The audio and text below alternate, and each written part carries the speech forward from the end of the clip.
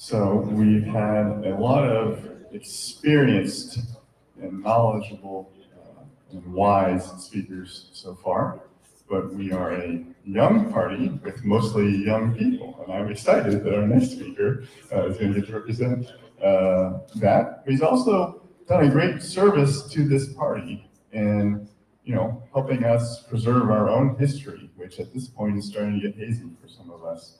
So Sean Thomas, thank you.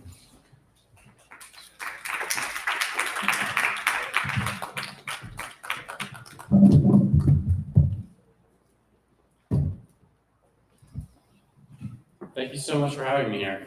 I'm honored to speak at the first ever in-person American Solidarity Party National Convention. Truly honored. And humbled that I've been asked to present to you my research when my research is on you. So it was quite the task to decide what I would tell you about yourselves. After about 75 interviews of about an hour and a half each, I could write a book, and I hope to get the time to do so. I originally thought to research the ASP when my advisor asked if I had any ideas for a special edition of a political science journal focused on Catholics and U.S. politics. In that article, which is set to publish in September, I talked about what motivates solidarists and the innovative ways you navigate your differences as a community. Next month, I'll be presenting on the ASP at the Association of Sociology of Religion conference, and in October, I'll be presenting on it on the same thing at another conference, both times on how the ASP negotiates these various ideological and religious differences. But there's so much more I could say about the ASP. But if I write the theme of the conference or the journal issue, then it'll get accepted and awareness will rise. Of course, you already know about these topics already, and I know how online you all are. So I know you'll be passing around my article when it comes out. So what can I actually teach you about yourself? Well, it's easy to forget that this party's only 12 years old. And in many ways, this party's like a 12-year-old. It's growing like crazy. It has new ideas of making the world better that everyone around it with actual power won't enact them for lack of imagination, or will, or daring, or hope. It knows every detail of its social life over the past few years, but it has no memory in the first quarter of its life. And it has 1,000 different excellent ideas about what it wants to be in the future, but even if the next steps are clear enough, the best way to get there is pretty fuzzy. So those last two are what I want to focus on here today. First, I'm going to tell the story of the party from its founding to the point where its institutional self-memory begins, which I guess would be Jack in 2013. And second, I'm going to share with you all one party member's detailed, realistic, and dare I say unique vision for how the ASP can realize its full potential as an actor in U.S. politics. So Kevin Marr, who's still active in this party, was exploring political ideas. He was interested in radical ideas, not in the colloquial sense of the word radical, but in the sense of going to the radix, the root. He was interested in all sorts of political philosophies that went to different roots. At the time, he was studying abroad in France and in the process of converting to Catholicism. So he got interested in Europe's tradition of Christian democracy, which can be seen as a radically Catholic or Christian political philosophy. He started a blog in October 2011 about these ideas. It featured a quote on the homepage by Jim Wallace: "Don't go left, don't go right, go deeper." Kevin looks back on that quote, noting that Jim Wallace didn't actually follow his own advice. He ended up just going left himself. So, the party founders found Kevin's blog. Through that blog, they found each other. Jack Quirk was a lawyer who wrote in his spare time. They really had to Jack the lawyer for the lockdown. He was frustrated that the Democrats were on the wrong side of the abortion issue, and the Republicans were on the wrong side of the rest of Catholic social teaching. He read a lot, and he was disappointed when one publication, Catholic World Report, which claimed to espouse Catholic social teaching, full-on endorsed the Iraq War. He was disappointed at their lack of commitment to just war doctrine. Kurt Morrison got involved with the Libertarian Party in his 20s when he got his first paycheck as a contractor. He was involved with them for most of the 90s, but around 9/11, he soured on them because of some of their pronouncements. He'd always had some interest in minor parties, and he liked and disliked important aspects of the Republican and Democratic platforms. He wandered politically in that intervening decade. David Harris, or as he likes to go by, David Frost, is the sole person most responsible for starting the American Solidarity Party. He's from Roanoke, shouts to Southwest Virginia. Go BT. He went between Baptist and Methodist churches when he was younger, but felt more at home in Pentecostal churches, including multiple predominantly African-American Pentecostal churches. He has severe ADHD. He had trouble holding down jobs throughout his 20s because his employers weren't very accommodating to neurodivergent employees. One of those jobs was for HSN, the Home Shopping Network, the only cable channel with fewer viewers in our live stream right now. Gotta celebrate small victories, right? Anyways, he was working at home for HSN, and when work got slow, he would learn things from Wikipedia, including political theories and ideologies. Christian democracy really spoke to a lot of his frustrations with U.S. politics. He was personally upset with Republicans' lack of support for labor, especially given the trouble he faced keeping a job. And he found abortion so grotesque and morally reprehensible, he never supported the Democrats either. He followed many obscure presidential candidates in the 2011-12 election cycle, particularly Buddy Roemer from Louisiana. Another candidate, Joe Schreiner, taught him about the consistent life ethic. He's also getting very into Catholic social teaching. He found Kevin's blog, and he, Kevin, Jack, and Kirk began writing blog posts, discussing Christian democratic politics in chats and on threads, and eventually meeting virtually to discuss their ideas out loud. The immediate impetus for founding the party was something Ron Paul said: if we can abolish slavery, we can abolish Social Security. Nobody clipped that. That was the immediate outrage event, but David had long been righteously angry at the Republican and Democratic parties for their claims on the Christian mantle. They claimed to represent Christianity only when it suited them. When it didn't, they dismissed Christian voices being too dogmatic. David felt that voting wouldn't be enough, so he resolved to form a party. In the next meeting, David, Kirk, and Jack decided to found the Christian Democratic Party USA. From the beginning, Jack's focus was more on the media side of the effort. He suggested starting a magazine that could be the print publication affiliated with the party. It would come to be known as Christian Democracy. Kevin missed the meeting, but he wasn't a big fan of the name. At their meeting around Christmas 2011, they discussed names for the party and settled on the American Solidarity Party. David led the initiative, starting the party website, creating the party Facebook page, and chairing the party until elections could be held. Kirk won the election for a party chair. Jack began work on the magazine. He interviewed David and Kirk in the first issue, but it wasn't an entirely softball issue. He asked why they needed a separate political party to accomplish their goals, why they couldn't just be a faction and want to do all political parties, or are their goals even best accomplished through a political party? Why can't you simply lobby your state legislature? Shouldn't political parties be born out of love? So, hermeneutically analyzing all the founder interviews as a whole, I think Jack was not only trying to demonstrate Christian democracy's integrity as a politically like-minded but independent publication, but also trying to work out some of the doubts he had from the beginning by sounding them off the two people most committed to doing the work of growing the Christian democratic cause through a party. Kevin wonders about these questions too. He gradually faded out of the picture, attending meetings less and less regularly, until his last blog post on February 24th, 2012. It's a pretty short time span. He had no issue with anything the fledgling party was doing. He just got busy with his studies. He found the party again in 2017, and he wondered if it was the same thing he played a major role in starting. He scrolled up and up the Facebook page until he confirmed, somewhat incredulously, that his little 5-month blog turned nano party from undergrad had not only survived the past 5 years, but grown to run its own candidates with thousands of supporters. Under Kirk's leadership, the party grew. This was back in the heyday of Facebook, so it grew through exposure on Facebook groups that were fellow travelers. He recruited other people to the First National Committee. The ASP paid Facebook to put up ads they felt were creative and provocative. Kirk remembers once when they showed one where they showed a proliferation of Doritos flavors before users' eyes were drawn to the question, in America, you have X many choices of Doritos, but only 2 political choices. He prayed they could use the word Doritos without being sued for copyright. So Kirk chaired the party until 2015. He was getting burnt out after 3 or 4 years of keeping the discussion civil, helping extremists find their way out of the party, and being the guy in charge of everything. He was also disillusioned about the long-term prospects of the party. I think he became disappointed he couldn't grow it more despite all his efforts. But personally, I'm very impressed at how he grew the party from 3 people to 200 on the eve of the Matherin Munoz campaign.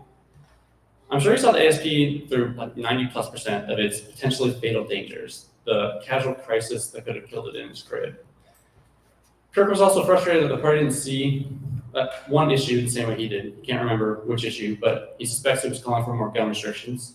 He wrote articles on Christian democracy, and some of them made the case for gun restrictions on Christian principles. Kirk faded out of the picture on good terms with everyone as his personal politics drifted away. Jack left the picture for a number of reasons, but it began when the party voted not to fund the magazine. He didn't like the Georgist influence in the party, but the last straw for him was the poorly worded platform plank that could be read as supporting lighter penalties for possession of child pornography offenders. But he's kept an eye on the ASP. Jack's politics haven't drifted from Catholic social teaching. He would be voting for the ASP if the Republican Party weren't such an existential fascist threat. David told me he learned in a leadership course that there are 3 types of leaders. He's the obsessive kind, the kind that tends towards perfectionism. He admits also that he has some anger issues. It was hard to see the party he started go in directions he wasn't comfortable with. He didn't like the affinity some newer ASP members had for Donald Trump. He was annoyed with himself for getting angry, and he had a sense that others were annoyed with him too. Today, he described himself as a Christian anarchist. He distinguishes Christian anarchy as favoring direct democracy, like classical Athens, which he notes had a tendency to keep the wealth of the rich in check. I don't know if he's technically a party member, but he's found his way back to some Solidarist circles. Okay, time for my thoughts. Yes, there was a time when the original 4 ASP members were not part of the party. That's a bit embarrassing. But the characteristics that drove them to leave are the same things that led them to found the party. Specifically, a high standard of political fidelity to the Christian tradition as they saw it. We owe them a debt. Let's focus on David Frost in particular. ADHD is the reason we aren't all living in the East African Rift Valley right now. It's also the reason we have the American Solidarity Party. Let's celebrate neurodivergence because it was David's neurodivergence that channeled David's prophetic voice. I don't think we could separate the ASP's founding from David's Pentecostal background either. He would convert to Catholicism shortly after founding the party, but after talking to David, I had a sense that the party is here today because his Christianity is one that doesn't neglect the Holy Spirit. The Christianity of the future is one that pays a lot more attention to the Holy Spirit than the Christianity of the past. On that note, I want to highlight one more interview. My interview with Matthew McNatt out in the Cascadia Solidarity Party. He painted for me a masterpiece of a vision for the ASP's future. I'll do my best to sketch it for you all today. And I want to say that I heard excellent ideas from the party's future from so many of you, but Matthew McNatt had a whole vision, a vision that he put a lot of thought into, a vision that came from a place of pragmatism and genuine questions of whether there was any way his involvement in the party would amount to anything more than a performative expression, anything more than a protest vote. Because if it wasn't anything more than that, he felt it wasn't worth his time. And as an Orthodox Christian, he feels it would be an exercise in ego if his vote had no purpose but self-expression. So think of all the people, who are sympathetic to Solidarist politics but mindful of their own limited time, don't want to spend their time on it if there's not a clear path to success. Now you have a vision you can share with them. So the first step is to get fusion voting or dual labeling. In systems like these, minor party endorsements of a major party candidate are shown on the ballot. The big initial benefit here is that if people see the American Solidarity Party on their ballot, they'll recognize the party's name. They'll be aware it exists. There's full fusion voting in New York and Connecticut. There's dual labeling in Vermont and Matthews, Oregon. It's also legal in some cases in Pennsylvania, Maryland, California, and New Hampshire. So if you live in one of those 4 states, the door's cracked. See if you could open it. If you live in another state, you could add lobbying for it to your long list of things to do for the party. There's actually some hope of this reform getting passed because, at least in the short term, it benefits major parties because they can capture some of the votes of the dissatisfied. Matthew knows some Oregon voters who vote straight ticket working families party. This is the type of thing where joining forces with other minor parties can be fruitful. Now, initially, an ASP endorsement won't mean much to most people, so that's where the next part comes in. Once people recognize the American Solidarity Party by name, they'll have a mental scaffold they can use to judge it by. This is the opportunity for the ASP to convince voters it's different. In Cascadia, there's some low-hanging fruit.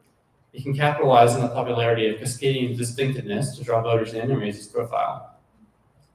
Matthew sees bioregionalism as a paradigm for unity under the governance of a state in a time when all the other paradigms have failed or are faltering. But that's a rabbit hole. Matthew spent 3 hours just discussing the ins and outs of his vision. I'm not going to keep you all from getting lunch. But I want you all to take a few moments and imagine what the ASP in your locale could do to similarly capture people's attention by speaking to a specific local concern. But here's where Matthew's vision gets interesting.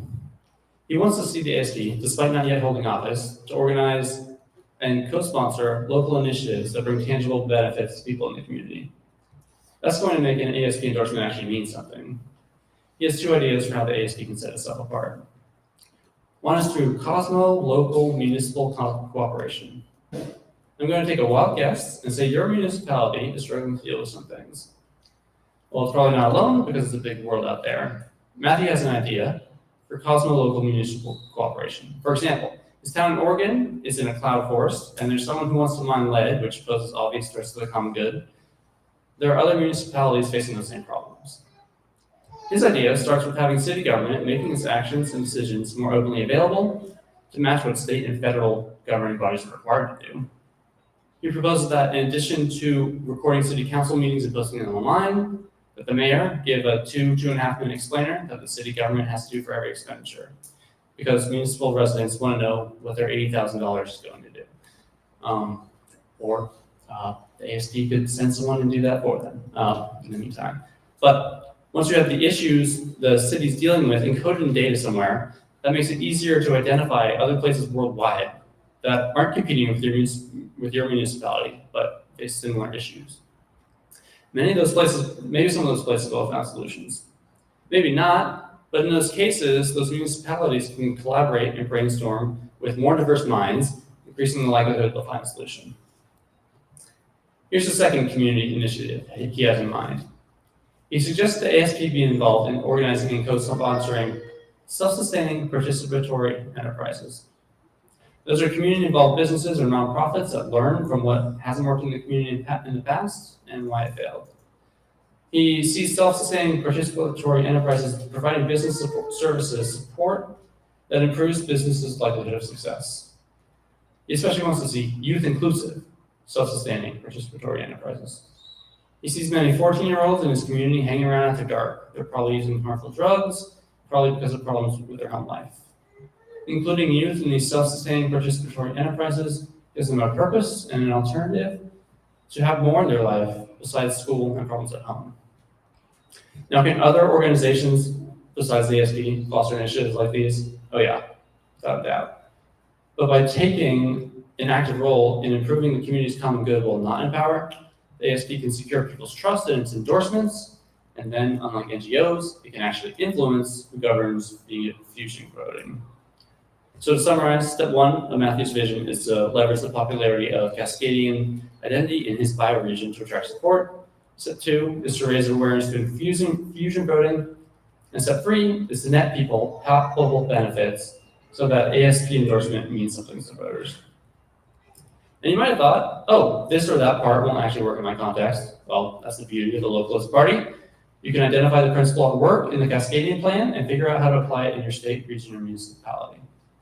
I've heard a lot of ideas that are just as innovative from so many of you. But I hope what I share with you today is something that's new to your ears, and that reflecting on it helps you craft a vision for the party. Now, this can be dangerous, having so many visions for the party. We've seen that since the ASP's early days. But the ASP is here today because David's, Jack's, Kirk's, and Kevin's visions fused with each other through a give and take, and then others fused with that collective vision. I mean, think of the most intelligent person ever live. It doesn't take many people before their collective problem-solving cognitive abilities are greater than that one person's. As long as they communicate with few enough barriers that their cognition can work as a network. So please be humble in your vision for the party. Everyone's humility is required to do this for this work, especially for those of you in places of party power. That's something the Democrats and Republicans can never have. The ASP can. So contribute and listen and trust that the best ideas will rise to the top.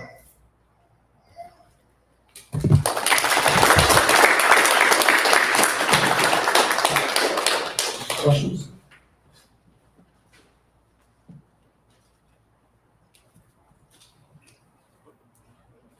Thank you. Sure. I've got, Sure. Problem with any third party, of course, is access to, is ballot access. How do you think things like ranked choice voting, and, well, other ways to get to increase ballot access can work? Yeah, sure. I think the one that I like the most is star voting or score voting. But yeah, I think we've been seeing ranked choice voting kind of not having its intended effect in some of the races in the past cycle or two. Getting ballot access, I mean, that's the hard work we're all doing, right?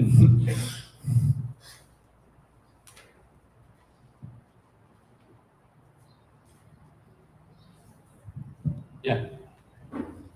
So you just said about ranked choice voting not having its intended effect. I would actually argue the problem is in famously in Alaska, it did have its intended effect by keeping peeling out. And that is what's going to make it harder for us. And as someone who believes in ranked choice voting, that's something that's going to make it harder for us in the future to advocate for that. And how do we kind of mitigate what happened in Alaska and what's happened in Maine as well, especially when we're someone like me who's talking to the Republican right-leaning audience. Yeah, I mean, I guess I didn't know Alaska was being sinister when they did it, but yeah, I think it doesn't have the effect it's hoped for, right? Remind me of the second part of your question again. And how do we, because of disproportionately ranked choice being basically disadvantaged conservative Republicans, how can someone like me, who is a very conservative area, advocate for choice voting without people thinking it's just a trap to get away from conservative area? Yeah, I think maybe people might be less inclined to think it's a trap with fusion voting because it can benefit the major parties as long as the minor parties don't have their act together, right? I feel like I'm a gamble that legislatures might actually be willing to take. So, yeah. Jack?